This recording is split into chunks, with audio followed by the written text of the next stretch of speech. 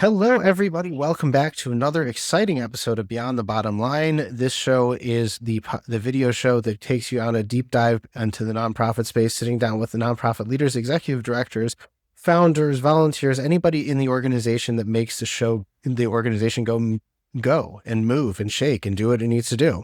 Because most of the time, organizational leaders do not get the airtime they deserve. So we decided to give them that airtime right now on Beyond the Bottom Line. So today we're sitting down with some really cool guests of mine. We had actually talked before; they booked with me before, and now we're having much more deeper conversations. Patricia and Craig Neal, founders and people who run the organization, Center for Purposeful Leadership, is a very cool organization. I did some deep digging into them. They do a lot of cool stuff, but I'm not going to talk about that. That's their job, and I wanted to give them the floor. Welcome to the show. And without further ado, nobody cares about me. Let's talk about you guys. How are you? Welcome aboard. Thank you. Obviously, people do care about you, but where would you like us to start? So what's your deal? What's your story? How'd you get into this wonderful, wacky world of non-for-profits? Well, that is quite the journey.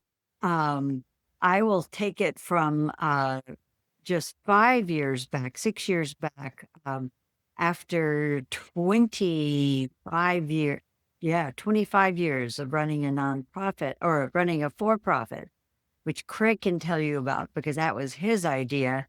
A group of people came to us, a group of our members. So we've had an organization since 1995. And a group of our members came to us and said, why don't you create a community organization and just transfer or morph the for-profit into a nonprofit and let us help you with your succession plan beyond the days that you no longer want to run the company. But the original idea for the company was back in 1995 that Craig, who was leaving his post at Utne Reader as publisher. Craig, I'll let you take it from there. Thanks. So after 20 years of magazine publishing, what I realized was that there was a real gap between corporate and organizational values and systems, and what was really beyond the bottom line, which is really the issue. I had been a founder of Business for Social Responsibility. I'd been involved in many organizations like Social Venture Network that were all focused on beyond the bottom line. In other words, what was beyond it? And how did we look at multiple bottom lines? Not just financial bottom lines, not just organizational bottom lines, but bottom lines that really affected people. So we opened up by organizing a number of leaders here in the Minneapolis area. And that's where we're based and still based. And we brought them together in something called the Thought Leader Gatherings, in which every month we would bring together leaders from various sectors of our community, for-profit and not-for-profit, to dialogue around the issues that were facing them as leaders. How could they transform themselves and their organizations to better equip themselves and their organizations for what was coming? And what we noticed in 1995 was that Whitewater, everybody was in full-time scarcity, but also in full-time whitewater rafting through an unknown future. And so skipping forward 30 years, here we are. We're still doing it. We're still equipping leaders to navigate change and transformation in their lives and that of their organizations. So Patricia, maybe you can talk about the different offerings that we have. Well, actually, Craig, I'd like for you to talk about the theory of change that you had way back then, as at that point, really, there was the turning point at the turn of the century where people realized that this whitewater Craig is talking about was permanent. There was that we were coming out of a time of the company town or the corporation that you would join at the beginning of your career and stay for your entire career. And that was so many generations ago, but that what was shifting quickly was that there was an understanding that the world was going to be transforming rapidly. And the one constant, to quote Viktor Frankl, who often, one of his famous quotes that I will paraphrase badly, which is that there's, change is a constant thing. And the only thing that you can do is take responsibility for your response to anything that comes your way, any change, any disruption, whatever. It's your responsibility to know enough about yourself so that you stay true to yourself and have a response that is true to yourself and your purpose. So Craig had a theory of change about transformation, or Craig, would you speak it? Well, the theory of change is very simple, that the human experience is all about relationships. Relationship with self, relationship with others, and relationship with the world around us. And that was the missing ingredient. This is so interesting that you're saying this, because, I talk about this a lot within the philosophy of our company and just in the philosophy of nonprofits. It's all about caring, sharing, loving, and supporting, the four pillars of relationship building. And when you have that, then you're able to work on grow in any type of relationship. And I think you guys hit it spot on. And also the change and transition, going from one stage to the next and being conscious of being present while you're doing that's a huge thing. Exactly. So what was the missing? The further piece, Craig, that I wanted you to speak to is the pipeline, what you put into the pipeline. So yeah, remember that? Sure. How could I forget? Yeah. So what we realized back then and still today is that, what we've created, we humans have created, is that we've interconnected the entire world. We've plumbed the world. In other words, there's communication throughout the world right now. And what are we putting into the communication system is really important. If we put in divisiveness and we put in that we're separate entities around the world, then that's what's going to happen. But if we put in love, if we put in supporting one another, as we did here in Minneapolis, you probably heard about what happened here in Minneapolis in the past several months, that what we did was we turned to one another when we had a very violent takeover of our city. So I'm not being political here. I'm being human. So it's a human experience that we are all, in fact, connected to one another.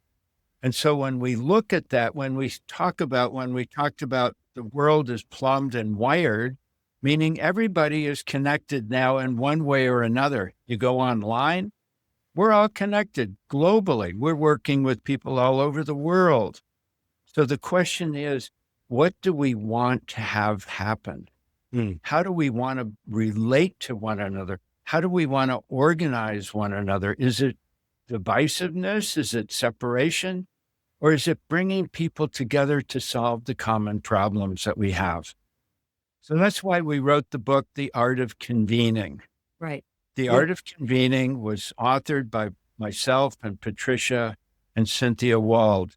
And it really is the basis of our work. How do we create spaces in which people feel welcome, where they feel safe, and where they belong, not only to themselves, but to one another?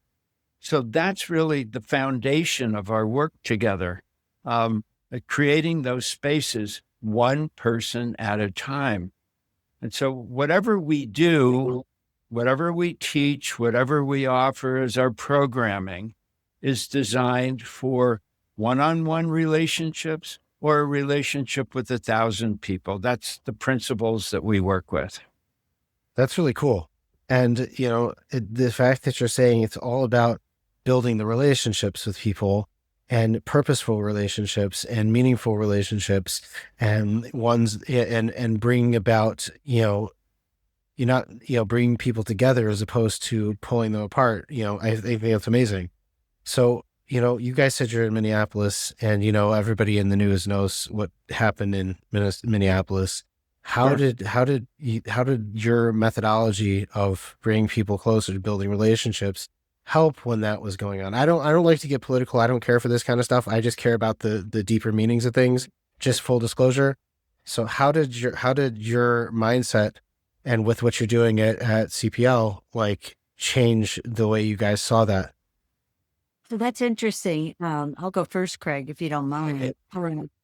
So along the way of creating these thought leader gatherings that Craig was talking about, we had 18 years of thought leader gatherings where here and in the Bay Area of California, every month for 18 years of bringing people together with basic common principles of how to be human together, how to relate to each other, and how to be responsible for ourselves, but for each other. And over the years, people would say, wow, I just met the most fabulous person here. And thank you for creating the conditions where we can come together as leaders, but as leaders in a way that cares for the whole.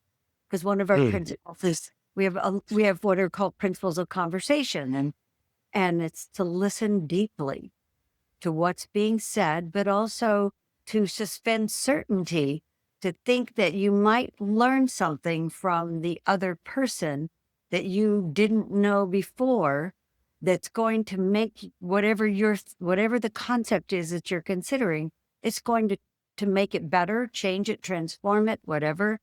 So hearing all the voices is a really important part of our work. As these thought leader gatherings happened, people became more interconnected. We're really, in a way, behind the scenes in terms of being early in on this way of inviting and connecting people. What we've seen happen is that this works in partnership with the ethos that was already in Minnesota, which is the one of that the arts matter, that creative expression matters, that corporate responsibility matters, that the how you behave in the public arena matters. That it's really we're not that big. We're only 5 million plus people in Minnesota. Right. So it's important the ethos for the culture of accountability and interdependence was already there. It's interesting though what you're saying though. Let me bring up a I was just going to pop in for a second because it was interesting what you're saying, because it's all about leadership. You're dealing with people who are leaders, people in position of power and influence, and teaching them how to conduct themselves in that space. I think that's very, very big, because a lot of people unfortunately abuse their leadership spaces and abuse the power that they have to do silly things. And, then people follow the influence of them, and then it spirals out. But when you're teaching people how to build meaningful relationships and helping them become more powerful, power doesn't necessarily mean sitting from on high and screaming loudest. Power comes within. Power comes from like centering yourself, mindfulness and being present. And it doesn't come from, the smallest person in the room could be the most powerful person there. Exactly. That's right. That's what we believe. Yes. And so normalizing that kind of leadership is more crucial than ever. So, Craig, Right. what were you going to add? So a couple of examples in times of crisis. For example, you remember back at the beginning of the pandemic, actually, it was this week that George Floyd was killed, another seminal time in our history. So what did we do during the insurrection or the riots that were happening following that is that we contacted our city council members and we said, we can help out. And so what we did was we said, we can bring together your constituents in your wards. And this was during the riots. And you bring together them on Zoom because that was a way to bring the most people together. And you can tell your constituents what's going on, why it's going on, and what they might want to do. And they thought, no, they're going to just start yelling at us and screaming at us. Well, we designed a format in which 300 people a night for 3 nights came together to really, as citizens, to really Neighbors. and talk to one another using the principles that Patricia just outlined. So fast forward to another crisis that happened this winter, as you were speaking, and we all know about. When things started to happen, we organized neighborhoods. We began to organize our neighborhoods, not to, raise our fists and oppose anything, but to be together in neighborhoods all across the city. We played a large part in that, not only in what was going on in the city, but also in our particular neighborhood. And another thing that Patricia and I've done that I think is very germane to what we're talking about is 6 years ago during the pandemic, we started a urban farm in our backyard that now feeds 14 families. Wow. So this may not be business, but it's all about how do we live a life that we talk about? How do we walk the talk? And literally feed 50 people, 14 families that are our neighbors that live within sight of one another, because we're creating a space of welcome, safety, and belonging and feeding one another. So this is what we're That's what I was going to say. It comes down to care, like I said, caring, sharing, loving, and supporting, and being able to create that space to build those relationships. And I think what you said really is fascinating. How you got all the city council people were like, nah, no one's going to show up and whatever, because everyone thinks they're just going to start yelling. But like the fact that you had 300 people a night coming together for a dialogue and constructive conversation, that's how it's done. That's real leadership, and that's real power, is that you're being able to have a conversation where no one needs to be yelling and screaming at each other, just having a proper conversation and being able to share thoughts and opinions without having to get upset about it. right. So I think the crux of what I thought we were going to talk about, Craig, was in March of 2020. One of our colleagues flew in. He was on the last plane, one of the last planes into the U.S. He was coming back from Uganda as all the airports were shutting down. He called us up and he said, we have got to gather the people. And so we started, we're now on session 300 plus sessions of online. We went online with Zoom, gathered the people, and started something called the Online Essential Conversations. And the point was, so we've had them almost every week since March of 2020. And the point of them wasn't that we were going to teach them anything, is that we would come together and remember who we want to be as leaders. Because a leader isn't a title, as you spoke, Sean. A leader is anyone, this is Meg Wheatley's definition, anyone who steps up to serve in these times. And so we bring spaces, we create the spaces where people come to hear from each other, but remember whom you want to be and then go back out and be that person. That's really amazing. And I mean, it seems like you're doing a massive impact within your community, but how are you guys impacting on a national level and a global level? Well, our book has been printed in Danish and Mandarin in China. We've had a fairly large impact with a number of young people in China, where we've trained them in the art of convening. We also recently have supported a group in the largest slum in Nairobi, Kenya, a group of artists, young artists, called Storific, and helped them build a artistic center. And most recently, this week, actually, we helped them through our community, our global community, to distribute a number of care baskets to mothers on Mother's Day within the slum. So just a couple of things that we've done.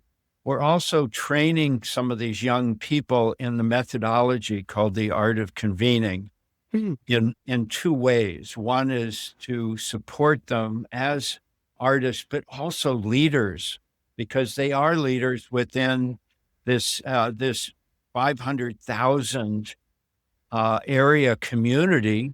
Wow. That is totally underserved, right? So that's what we're doing. We're helping to create a new leadership cadre of young people that have a lot of heart, not only heart, but they're bringing this goodness into the world. In Denmark, we have a group of people, leaders mainly within the nonprofit area, that are using the practices and the principles that we've been teaching now for many years. And we have a new group in France that's forming, and I think we'll have a new group, but throughout Europe, actually. throughout. Yeah. Yeah. And So what's important to us, Sean, yeah, is not so much the being seen, but to have impact. What we've done now for 35 years is to create impact at the local, but also having an impact that really lasts, not just short term, but long term impact. No, for sure. And that's amazing.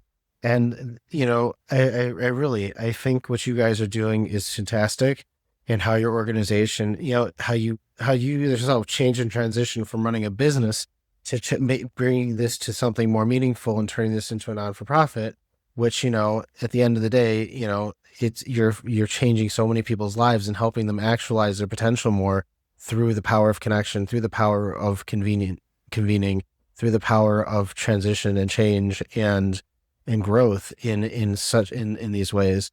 So as we wrap up this episode of Beyond the Bottom Line, what piece of advice would you give to somebody who is new to the organizational space and looking for guidance on how to become a better leader, how to become a better director, how to become just a better version of themselves in order to impact change within the organization, within the community, within the world? Go for it, Patricia. I'll just say briefly, the reason we transitioned from being an S Corp, and for-profit, a for-benefit for-profit all along, to being a nonprofit was to create structures of community. And so, the volunteers that get your volunteers. That's what I say. Get your community. If we're talking about nonprofit, the nonprofit world, get your volunteers, get your community, get a board that understands the ethos of what it is you're trying to accomplish, and bake that ethos into your bylaws, just to be specific, which we have done. So anybody that comes onto the board is responsible to the ethos of the organization, as they are the financial bottom line. So that's beyond the bottom line, practically. Another way to look at it is in leadership now to really being able to face the future is that there's an inner conversation that a leader has to have with self. So how do we have that conversation with ourselves? You talked about mindfulness, Sean. So it's both an inner and an outer expression of leadership. And so what it's going to call for is this kind of inner resilience. How do we really, really live a life that has this inner quality so that we can sustain the levels of values and live the values into the future that also gets connected to what Patricia just said? So this is a really important issue because what's going to happen in the future and is happening now is we're going to be distracted. We're going to be distracted by so many things. So the degree to which we are really solid and grounded in who we are as human beings will be the quality that I think is really going to be needed in the future. That makes a lot of sense. That makes so much sense. And, all the things that I kind of learn on a daily basis and kind of practice, with everything you guys are saying in a different light. But yeah, it makes a lot of sense. We have to be grounded. We have to be focused. We have to be locked in and aligned with what we're trying to do in order to be able to become better people, better leaders, better, community members and everything like that. So I appreciate you guys taking the time to join us on this show. I'm going to put all the information for their organization in the video notes. If you'd like to learn more about about CPL, you can definitely reach out to them. How can people reach out to you guys? How can people connect with you? How can people buy your book? Is it all on the website? Yeah, it is. It's all on the website. Amazing, amazing, amazing. Well, thank you, Patricia. Thank you, Craig, for taking the time to join me on the show. If you don't forget to check out this show on our website, givesweet.com/beyond the bottom line, also on the YouTube channel. And this episode will be streaming on Bravehearts TV, wherever you get your streaming services from. Thank you guys so much. It's been a real pleasure. And we will catch you guys all on the next episode of Beyond the Bottom Line. Thank you.